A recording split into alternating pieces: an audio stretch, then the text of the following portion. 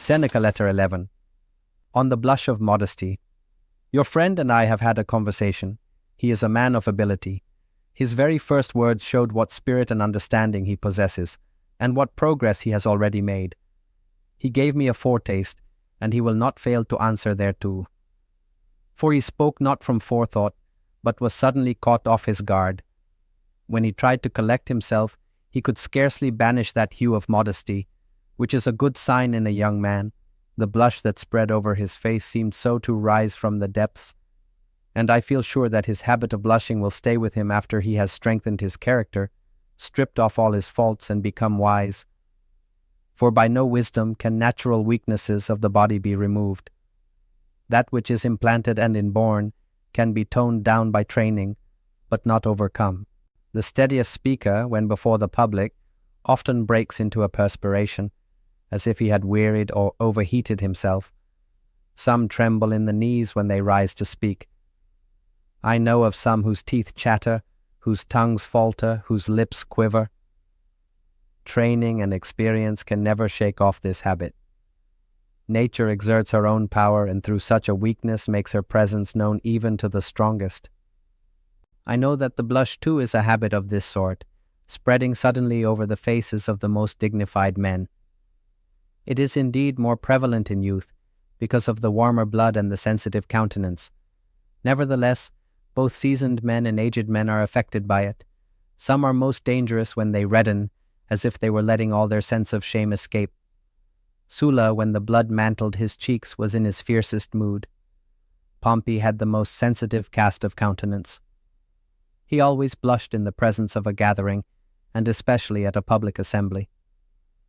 Fabianus also, I remember, reddened when he appeared as a witness before the Senate, and his embarrassment became him to a remarkable degree. Such a habit is not due to mental weakness, but to the novelty of a situation.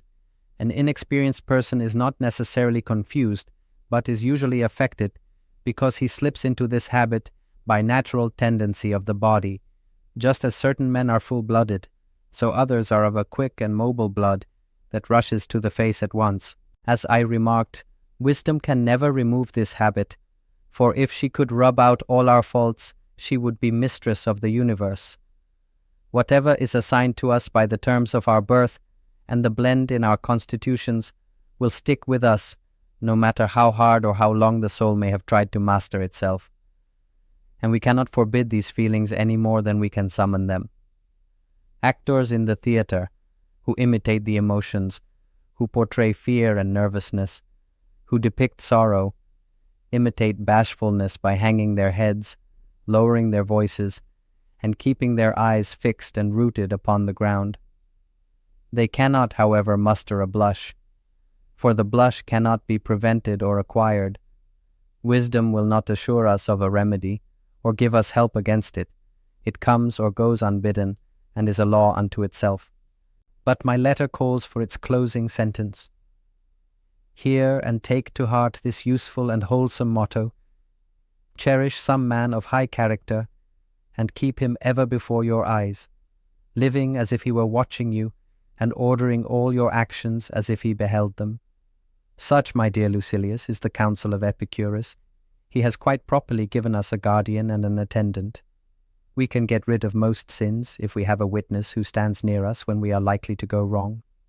The soul should have someone whom it can respect, one by whose authority it may make even its inner shrine more hallowed. Happy is the man who can make others better, not merely when he is in their company, but even when he is in their thoughts. And happy also is he who can so revere a man as to calm and regulate himself by calling him to mind. One who can so revere another will soon be himself worthy of reverence.